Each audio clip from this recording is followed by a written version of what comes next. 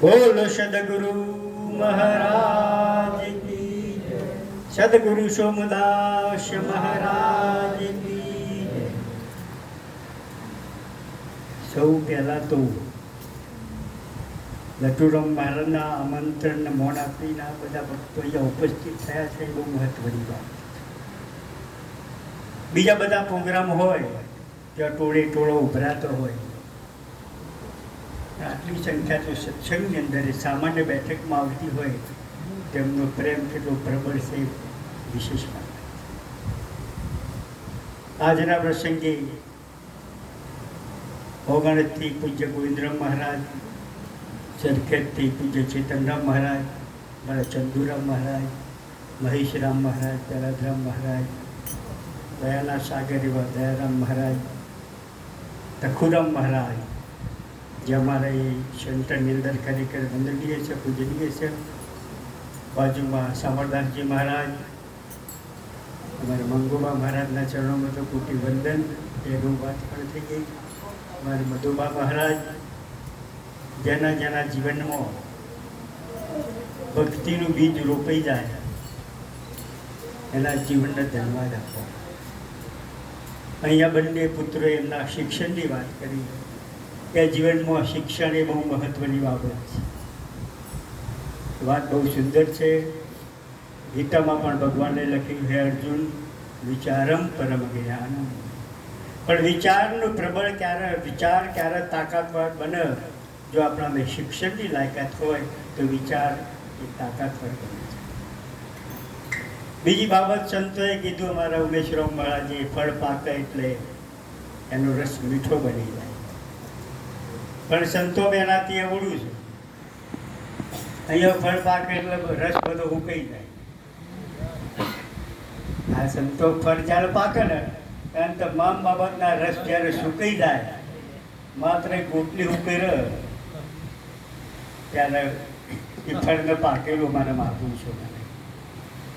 કારણ કે બહાર વાસના કો બહુ ફેલાવે ને જાય બદ્રીના બેઠે, જેની સુરતા સુગઢ સમેટ એના ગઢડામાં શાહીમાં.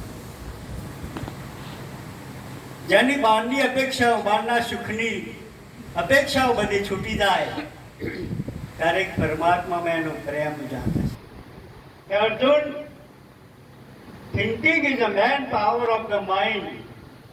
વિચાર એક મનની અગાધ શક્તિ છે. પણ જેને જેને સંતોના શબ્દોનો વિચાર કર્યો છે, તમારે જે વસ્તુ બનવી હોય એવા તમારા પ્રયત્નો કરવા પડશે. શરૂઆતમાં વાત થઈ, સુંદર વાત કરી કે તમારા શાસ્ત્રો તરફ દોડ તમારી હશે. બીજો કેન હું એ વાતને સમજી લઉં એ વાત ગલત છે. સ્વયંની ખોજ તમારે જાતે કરવી પડશે. એ યાત્રા તમારે જાતે કરવાની છે. પણ સંતોનું જે સાનિધ્ય એ બહુ મહત્વની બાબત છે. કારણ કે પ્રત્યાઘાતના પડઘા સુણ કેસરી વનમાં વઢ્યો, ફરક કરતા એ તો પોતે બોલ્યો, હું તો તુષ્કે દાત રહ્યો. એને અર્જુન સરખા આલ્યો મણીને મણિધર માથે મઢ્યો, અમર નામને કઈ ન થયું, કાળ કાયને નડ્યો. સદગુરુજી અમને તમારા ભજનનો ભરોસો. આ ભજન આપણા ભીતરની અંદર ઉતરી જાય. પછી ગીતામાં ભગવાને કહ્યું, અર્જુન જ્ઞાનમ છેદંતી ને શસ્ત્રાણી ના દેહતી પાવક ના ચેલન કંધાપો ને સૌ શક્તિ મારું અગ્નિ જેને માણી શકે નહીં, પાઈ ભીજવી શકે નહીં, વાયુ જેને સૂકવી શકે નહીં, એવું તારું સ્વરૂપ છે. પણ એ વાતને જાણવા માટે ના તમે શક્ય તે સ્વયં ચક્ષુષા નિધમ દદામી તે ચક્ષુને પશ્યમે યોગેશ્વર. હે અર્જુન, હું મારી ઓખ તને આપું અને ઓખથી તું જો ત્યારે તારું સ્વયં સ્વરૂપ કેવું છે તને ખબર પડી જશે. અહીંયા સદગુરુ મહારાજ અને સંતો આપણને એ જ વિનંતી કરે છે કે તમારા જ્ઞાનથી કે તમારી બુદ્ધિથી આ વાત સમજાવી નથી. કોઈ સદગુરુ એને કલમ ચડાવે. સદગુરુની જ્યારે વાત તમારા ભીતરની અંદર ઉતરી જાય ત્યારે વાત જેમ સેમ સમજી જાય. કારણ કે વેદોમાં પણ લખ્યું છે, જોશું કે નિત્ય પ્રકાશ વિભુ નામ રૂપ આધાર, પણ મતીને લીખે જી મતી લખે સૌમ્ય શુદ્ધવાર. આ વિશ્વની અંદર પરમાત્માને જાણવું હોય, સત્યને જાણવું હોય તો તમારી બુદ્ધિ તો કામ નહીં કરે, એવું મહાપુરુષોનો એક અનુભવ. હવે સુંદર વાણી રજૂ કરીએ મારા ભાઈ ગંગા સતીની વાણી રજૂ કરી કે ધડ ઉપર શીશને મળે નહીં પાનભાઈ, આવો ખેલ છે કોરાની ધાર, તમે તમારું શીશ ઉતારી આપો, તમને રમાડું બાવનની બાર. આ બાવનની બારની વાતો સંતો કહે છે, પણ એ વાત આપણા પકડ બાજુ આવતી નથી. શબ્દો બધા અહીં મહાપુરુષોના જે શબ્દો છે, જે ભાષા છે, જે પ્રવચનો છે, એ દરેકનો કહેવાનો ટોન એક જ છે, દરેકની કહેવાની વસ્તુ એક જ છે, એમની રજૂઆત કંઈક અલગ અલગ હોય છે, એમનો મિનિંગ એક જ હોય છે. ચંદુરામ મહારાજે વાત કરી કે ભાઈ 5 તત્વના શરીરની અંદર જો સુધી આ બોલનારની ખબર ન પડે તો સુધી આ વાતની ઘેર નાખે. પેલા ભાઈ પૂછ્યું કે માજી તમારી ઉંમર કેટલી થઈ? કે બેટા 5 વર્ષ. કે આમ તો 90-95 વર્ષ જેવી લાગે છે, પણ કે સાચી વાતની ખબર 5 વર્ષથી જ પડી છે. જે દારથી તમને સત્યની ખબર પડી જાય એટલેથી તમારું જીવનની શરૂઆત થઈ જાય. કે પરપોટાની પ્રીત સુન કાગળના શાકોટ, એમ સપનાની સુખ પાલશું અર્જુન હાર્યા હો. આ માનવીનું શરીર છે જેટલું ઇમ્પોર્ટન્ટ, જેટલું અગત્યનું, જેટલું મુલાયમ, કશું કી બન્યા બને લડકા કશું ના હોય. નર જો એસી કરણી કરી તો નરકન નારાયણ. આ શરીર જેટલું મહત્વનું છે, પણ એમાં ચાલતો જે શ્વાસની વાત કરી મહાપુરુષે, એ શ્વાસ બહુ મહત્વના છે. એટલે આ શ્વાસ જો સુધી ચાલે છે તો સુધી ભજન કરી લો. સંતો આપણને ભજન કરવાની વાત કરી. ભજનનો મતલબ જે થાય કે તમારે બહારની બધી વાતો છોડવી પડશે, તો સત્ય તમારા પકડમાં આવશે. તમારા સ્વરૂપનો જે આનંદ છે એ ઇન્દ્રિયોના વિષયોથી પર છે, ઇન્દ્રિયોના પાસથી એ વસ્તુ પર છે. એટલે મહાપુરુષો એમના અનુભવમાં લખી છે, હર નવા જાય જબુ કાઢીથી જામડી નવા જાય હે રવિ યુગ તારા હે નહીં રાત સદગુરુ હે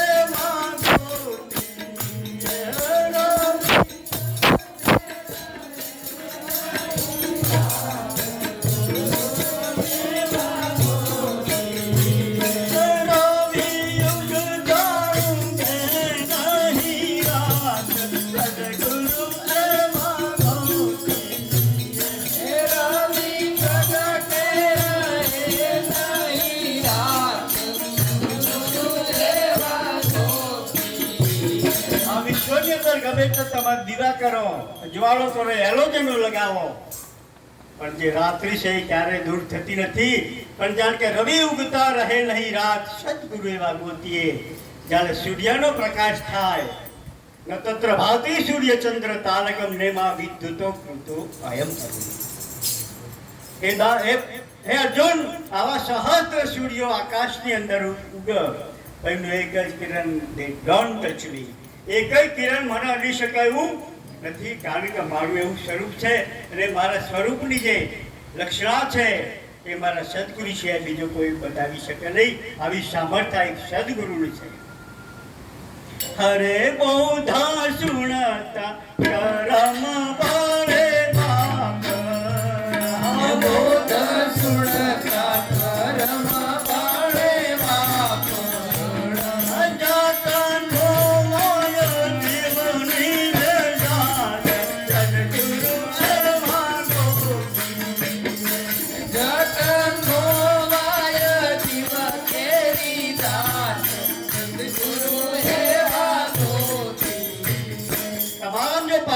હોય તો ગુરુ ને સંતો કે ભગવાન આ દુનિયાની અંદર તમારું કોઈ કલ્યાણ ના કરાય. પ્રોમિસ સમજો, તમારા વિચારોની અંદર તાકાત નહીં હોય તો રામ કે રામોપીર કે કૃષ્ણ કે ગમે તે માતા મહાદેવ ગમે તે આપશે તો તમારું કલ્યાણ નહીં કરે, તમારી તૈયારી નહીં હોય તો. કારણ કે દરેક વ્યક્તિને બહિર્મુખ બન્યો છે. પુરુષને એમ થાય કે હું પુરુષ છું, અને સ્ત્રીઓને એમ થાય છે કે અમે સ્ત્રીઓ છીએ, પણ આ બે વાતો જ્યારે ઉડી જાય તમારા વિચારમાંથી, બે રંગ ભેગા થાય વિજ્ઞાન કે ત્રીજો રંગ પ્રગટ થાય. અને સિમ્બોલ સંતનું છે, એ સિમ્બોલ સંતનું છે. હવે સુંદર એક વાણી ગાઈ, એક જ પાણી ને એક જ પથરા, એક જ નાવલ નારા, એક મુહૂર્ત મેને એસી દેખી જેના રામ કૃષ્ણ છે પૂજારા. એ મુહૂર્ત તો મારા સદગુરુનું છે, એ મુહૂર્ત મારા સદગુરુનો એક પાવર છે. અને ગંગા સતી ભલે કેવું ભક્તિ કરે તો રોગ થઈને રહેવું, કાઢવું અંતરનું અભિમાન. પણ અહીંયા કે સુરોનર સંગ્રામે જતો ઘેર પૂછવા ન જાય, શીશ પડે જાડું ધર લડેવા નર મોક્ષ ગતિએ જાય. આ સુરવીરનો ખેલ છે. ભક્તિ કરવી સામાન્ય વાતો નથી કે સત્સંગની અંદર કે ભજનમાં કે બે ચાર વાણી ગાઈ નાખી કે બે ચાર દ્રષ્ટાંત કહી નાખે તો આપણને વાતની ખબર પડે, એવું નથી.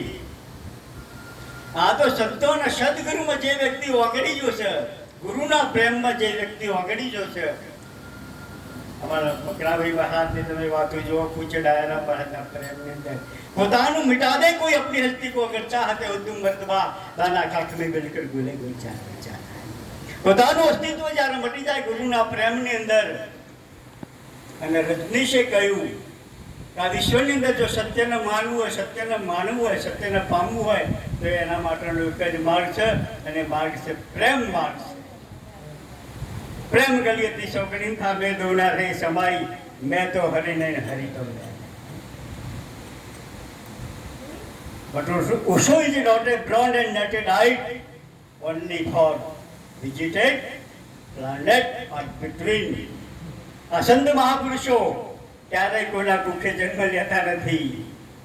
હમ હે જોગી અલકનાદી પાર બનતી હૈ પારા, નામ રૂપ ગુણ નહીં હમારે કભી ધરુ નામ ले अवतारा. हमसे ब्रह्म है, ब्रह्म से माया, माया से सब संसारा, इस बीज हम है सब में जब बीज में वृक्ष विस्तारा. एक બીજમાંથી આખો જેમ વડ પ્રગટ થાય છે એમ સામાન્ય તમારા એક વિચાર એક બીજ છે, બીજ રૂપે છે નામ, અને ઘણો બધો વિસ્તારો સુનતા ઉપજે મોહ હરજી તો માયાનો ચારો. પણ સગુરુ કરતા બાદ શ્રેષ્ઠમાં તત્વ દિશે, હરજી તત્વનો મરમ સમજતા સતમત પડશે. મહાપુરુષો આપણને એ જ વસ્તુની ચેતના બતાવે કે પોત તત્વના શરીરની અંદર પ્રગટ બોલી રહ્યો છે, ક્યારે એને બોલે છે અને કોના માટે બોલે છે અને બોલે છે કોણ છે. આ વાતની જો સુધી ખબર નહીં પડે. સોક્રેટીસે કહ્યું નો ધ સેલ્ફ, તમે તમારી જાતને ઓળખો, બાહ્ય શરીરની વાતો છોડી દો અને શરીરની અંદર બોલનાર કોણ છે. ત્યાં બહાર દેખાય બધા શરીરો, બ્રહ્માંડમાં અનંત શરીરો તમે જન્મતા જુઓ છો અને મરતા પણ જુઓ છો. આપણને આવું આ જ્ઞાન તો આપણને છે. આ શરીર બધા મળે છે, જ્ઞાન તો આપણને છે, પણ આમાં અમર કોણ છે? અરે અમરની ઓળખ કોણ કરાવજો.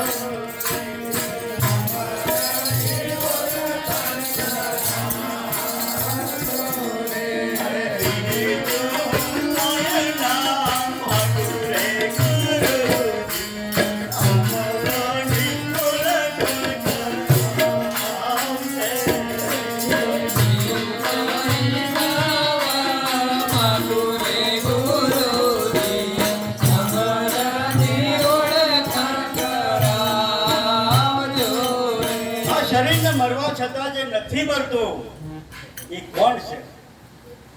બોલે શાસ્ત્રો એના આત્મા કીધું. આત્મા તો બધા શબ્દો છે, લોકોને હોપડેલા આપણે પકડી લીધા છે. કોઈએ જીવ કીધું, કોઈએ મન કીધું, કોઈએ માયા કીધી. આ બધા શબ્દો લોકોને હોપડેલા છે, પણ આપણે શું નક્કી કર્યું છે? જ્યાં સુધી આપણે આ વાત નક્કી નહીં થાય ત્યાં સુધી ખરેખર હાલો આ પ્રોગ્રામ ચાલુ કરું છું. એટલે આ जीवन जोबन रात दिन अविचल रहे कोई, तुलसी जितनी गड़ी जाए सत्संग में जीवन का फल कोई. संतों संग मरने ना मुकजो चूकजो नहीं, 4 દિવસ તો લાવ માટે મનને રાખો સંતોમાં, માણસો ને તો ચૂકી જશો. આપણને ગમે એટલું જ્ઞાન થયું હોય, ગમે એટલા જ્ઞાની લોકો ગણતા હોય, પણ જો સંતોનો સંગ છૂટી જાય તો સહેજે સહેજે આ વાત હતી એમ નહીં પાછી લાગુ પડી જાય. એટલે સંતોનો સંગ આપણા જીવનમાં બહુ મહત્વનો છે. આજના પ્રસંગે ખરેખર પૂજ્ય નટુરામ મહારાજ એ તો જોકે એમની આગળ તો અમે કશું જ નથી, એક નાની મહાપુરુષ છે, છતાં પણ એમનો ઉદાર ભાવ ઘણા સમયથી મને કહેતા હતા. આજે વળી બધા સંતોના દર્શનનો મારે એક મેળ આવી ગયો છે. બધાના દર્શન કરી, બધાના ચરણોમાં કોટી વંદન કરી મારી વાતને આપણે પૂરી કરું. બોલો સદગુરુ મહારાજ કી જય.